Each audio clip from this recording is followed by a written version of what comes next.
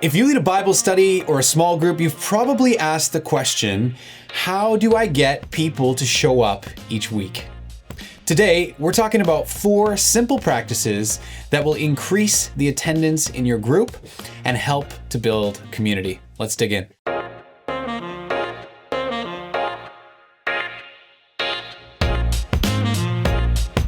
Hey, I'm Steve, and this is Level Up, the monthly group leader training that will help you take your Bible study or small group to its next level.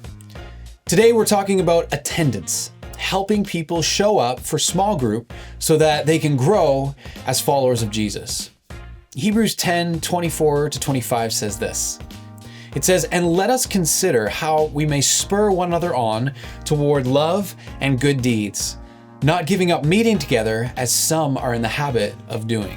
So let's consider together how to develop the habit of meeting together in our small groups. Here's 4 practices that you can apply as a group leader this week that will encourage people in your group to show up. Practice 1, open the group meeting with the why. When group members are coming to your group meeting, they're coming from all different types of days and weeks and life circumstances. It's our job as group leaders to bring the focus back to the purpose of why we're meeting, and to do that right at the start of the meeting as the first thing that we do. So imagine with me, everybody's gathered, chatting in whatever location you might usually meet. You want to rally them, let them know it's time to start their group, and then you want to remind them why they even decided to show up. You could say something like this. All right, everyone, let's get started. Thanks so much for coming tonight. We all have really busy lives. We could be doing 100 other things right now, I'm sure, but here we are in this room. Why? Guys, we're here because we need Jesus and we need one another. We were designed by God to walk together and not alone. So let's look to our Savior together. Let's invite the Holy Spirit now to work among us. Then you can pray, inviting the Spirit to open up the scriptures, to reveal them to you, and to allow you to connect with your brothers and sisters well. Now, I know it sounds simple, but it can have a major impact on the evening, as well as on people's understanding of why it matters to show up. And it doesn't have to be the same wording every week either. You can change up your delivery or emphasize different parts. But here's what I would suggest you do. Here's what I do. On my way to the group meeting, I pray and I ask God, Lord, what would you have me say today? Why are we meeting tonight?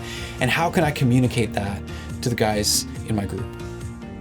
Practice number 2 is this: communicate expectations clearly. It's our responsibility as leaders of our groups to clearly communicate the expectations to the group in a timely way. Here's a couple ideas of how to do that. The day after every group meeting, send a communication out to the group indicating what was discussed in the previous meeting, also how to prepare for the following meeting, including the date, the time, and the location of that meeting. Then, before that meeting happens, the day before, make sure to send out a reminder email with all those same details in it. Make sure that you establish a form of communication that actually works well for everyone. That's probably going to take a conversation in your group to understand what works best. For example, an email chain or a messaging group of some sort. Now, when it comes to these communications, some people might say, I don't need that. I know when we meet, I said I was going to be there, so I'll be there, which is awesome. Those people are very helpful. But there's some other people in the group who, I promise you, after multiple years, they still may forget what night the group meets on, what time it's at, even though you've been meeting every week for those years. So clear communication is really a courtesy for everyone. This is a great job for you and your co-leader to share.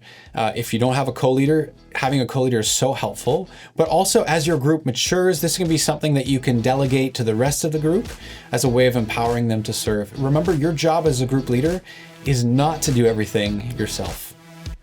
Practice 3 is this: create a culture of community. Community rarely happens naturally. It takes effort, intentionality, and planning. And as group leaders, we have the opportunity to initiate that community building process. This happens both inside of the group during the meeting time, as well as outside of the group during the week. Here at Nextlevel, we are firm on the value of weekly meetings with our small groups and our Bible studies. Honestly, anything less creates some significant barriers to that community building process. But the reality is that if we really want to do life together in the way that God designed for us to do, the weekly meeting should just be a starting point. You know, in my group, the real friendship building happens as we're communicating on a daily basis through text or sending voice messages. It happens as a brother reaches out to another brother, and then that other brother calls him and prays for him and encourages him. It happens when we're sharing Bible verses that we're reading and encouraging things to one another. In fact, can I encourage you, once every 6 weeks or so, plan to do something fun with your group together. And then after another 6 weeks, plan a way that you can serve as a group. Maybe at your church or in your community, find a need and meet it. It's a great way for your group to grow deeper in its community building. Now, finally, food. There's something about food that breaks down barriers. So make sure every week there's food on the table. It's a great thing, another great thing really to delegate to others in your group to do every week. Practice 4 is this: pursue those who get lost. Sometimes people don't show up for group. There's often good reasons for why they don't show up, but when somebody misses a group meeting or function, they always need to be pursued. Let's use 2 examples, and let's recognize that these examples, they're not exhaustive, but they represent 2 extremes with a bunch of other potential examples in between. Here's example 1.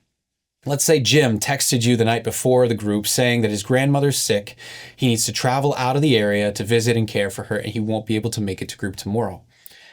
How do you respond? Well, start by emphasizing and showing true care for him. Is there a way you can show Christ's love personally to Jim as he seeks to care for his grandmother? Let him know he's going to be missed from the group, and this is crucial. Ask him to let the group know in the group communication that he won't be there. Then on group night, leave some room for a brief discussion on how to serve Jim, and then spend some time praying for him in the group. Then in your follow-up email after that group meeting, acknowledge that he was missed. And finally, make sure you follow up with Jim at some point through the week. Also, encourage the rest of the group to do the same. Even though Jim had a really valid reason for missing the meeting, one that he needed to prioritize and that he couldn't get around, we still want to intentionally pursue him as a group. We want Jim to know that we're with him, even when something unavoidable pulls him away from his commitment. Here's another example. John. He's been unusually quiet in the group chat all week. Meeting night comes and goes. He doesn't show up.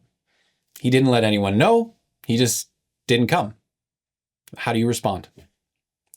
Our instinct may be to assume that he's fine. He would tell us if something was wrong, right?